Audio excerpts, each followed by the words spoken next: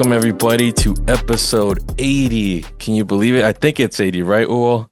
80th episode, fifth year of the Corner Blue, and the man himself is living the dream right now. We have our international correspondent, the man himself, Mr. Selecta Talent. Hugo, how are you doing? Where are you at? And is that pizza place going to be a sponsor in the future? Hopefully.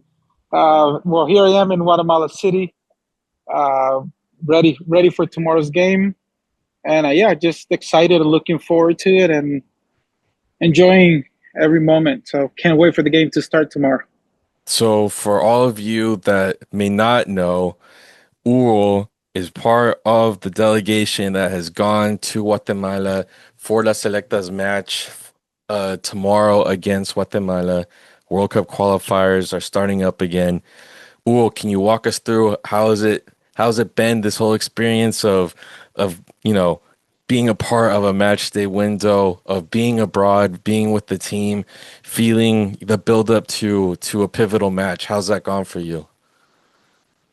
It's obviously a special moment in every way possible. Not only being officially with the team, but also I never been to a live World Cup qualifier game, so it's exciting, and it almost reminds me of Turkey in a way when we were there in 2013.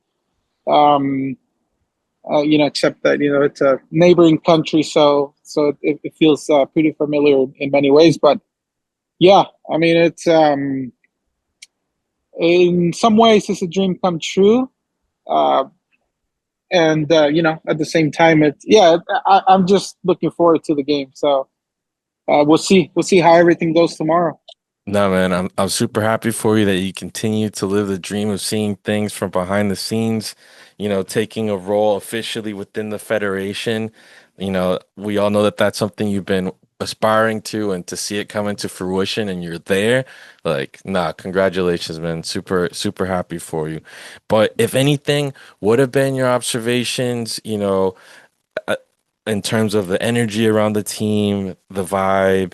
How does this team seem to be approaching this type of match? Obviously, we're not going to go into details and asking for stuff, super intimate to the team, because that's not what we do here. But overall, what's your sense of the buildup from the team's perspective? Uh, Positive vibes. I mean, the team is it. I think they're ready. I think we're ready for the game. Um, the team has worked for this, even though some people may think it's a short time. I don't think you can ever have enough time to prepare these games, but I think the team is ready as it can be, and the vibes are positive. The guys are ready for tomorrow's match. We had the field recognition today and trained there, so just waiting for the match to begin.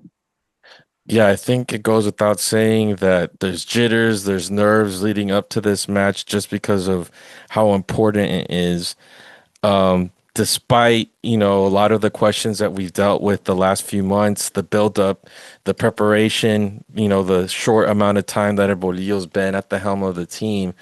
Um, do you get a sense of any of the distractions or noise outside of the delegation of the team? Because uh, my perception is that Guatemala is very hyped as a fan base for this team, in this match. And then also it seems like there's been some chitter chatter in the press and other voices, external to the national team. But how it has that affected, if any, the delegation?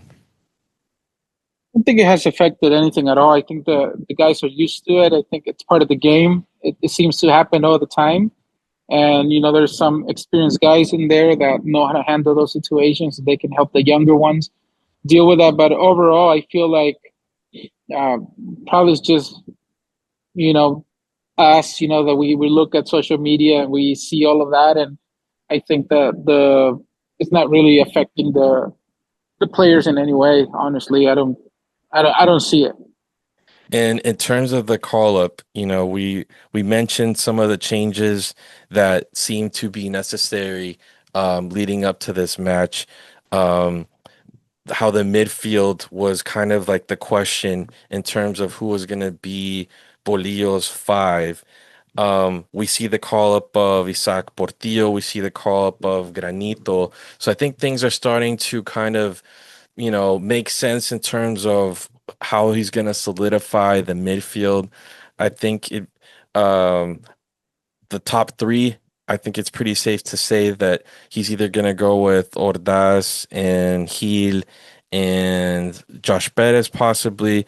The midfield, I think, is where it still needs to be defined. But as my friend from Honduras told me, Bolillo's teams always are built from the five and on. So I think that's just up in the air for us fans, and we'll find out the information the sooner that game time approaches. But it's awesome to see a name like Granito thrown back into the mix. It's awesome to see Enrico get called up at the last moment, despite his lack of minutes and him setting things up with Alianza during the short time span. But without getting into details of the lineup, like I imagine that this game is going to be a pretty solid defensive game. It's going to be won and lost in the midfield. I know that the press alluded to different formations, whether it was a line of three or and then five in the mid. We'll see how that goes. But at the end of the day, I'm thinking it's I predict, I don't know, I have no idea, obviously, but I think you could see them building the midfield around Portillo with the call up. Because Cerritos, is he fully healthy now? Because he had gotten injured, right? Yeah, but from what I've heard, even when the call up started like a week ago, I think it was something minor, and they were expecting him to make a full recovery. That's what the coaches said. Um, when the team started a week ago. Yeah, and I mean, it's a positive problem to have when you have multiple options in the midfield, whether it's defensive midfielders or box to box, or now creative midfielders like having Enrico and Harold as possibilities to get thrown in. Um, we know that there's been a short amount of time for some of these players. Some of them haven't even had minutes together. Um, I've noticed that Bolillo's trend has been to be conservative in terms of the lineups that he throws out there, with the exception of like Canada. I'm not expecting too many surprises. But overall, what's your sense in terms of um, the expectation around this match? Well, I think, look, in terms of formations and who's playing and who's not, I think the coaching staff has been working on that, and they have a Yeah, pretty good idea of what they want, what they expect, how we're going to play. I think just historically speaking, we are two teams that are very similar. We have similar styles right now. Even when it comes to players, I feel like we have mostly a local base. Then Guatemala has their one player from MLS, well, two players with Hagen, and we have Ordaz from MLS, and then we have uh, Heel from Russia. They have who's been on a tear? Nathaniel Mendes. Yeah, so I think we're very similar. Sometimes those games can get a little rustic in the Physical. midfield, very, very physical, like we saw in Chattanooga. Yeah. So I think that there's, two teams that know each other very well. And obviously, considering that Guatemala is playing at home, the pressure, they have more pressure than us from that, at least from that perspective. There's a big hype, like you said, because of what they did in the Gold Cup. Oh yeah, like I was And checking Siman's, sorry to interrupt, but I was checking Siman's website for kids size jerseys because my kid's part Guatemalan and I want to see if I could cop one, and they're all sold out. There's no kid yeah, sizes of the jerseys, so you can sense, yeah, there's the fans are behind it right now. yeah, and the Cementos Progreso is it's a small stadium. I think they only put 11,000 tickets for sale, so they were gone immediately. So it's gonna be a full house. It's gonna be a full house, and we know there's gonna be a lot of pressure. It could get very hostile. Um, Again, the stadium almost feels like a decent uh, uh, high school stadium in a way. Yeah, kind of Like a reminds me of very Las Delicias in a sense. yes, very similar to Las Delicias, and it does have a track, so at least there's some distance between Hmm. the fans and the field. It doesn't have chairs. I think there's only a tiny section that has chairs. The rest is just cement. Like what we Hmm. have in El Cusca as well. Hmm. So yeah, it's I think it's going to be a hard game for both teams. Of course, they have the fans supporting them, and that's a big plus. And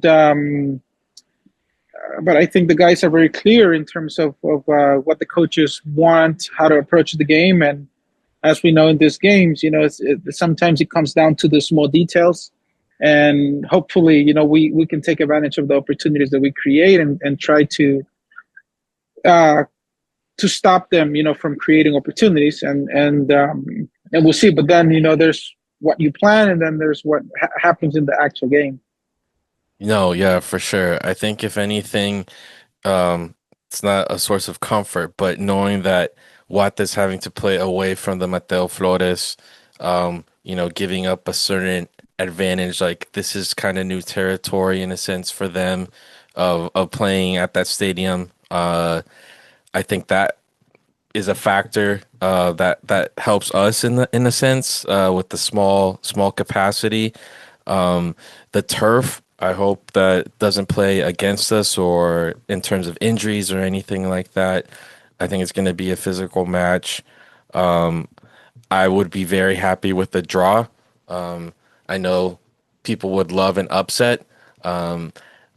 We've talked about this earlier. I've gone into this match with like zero expectations, and I think that's just for more for self-preservation purposes than anything else.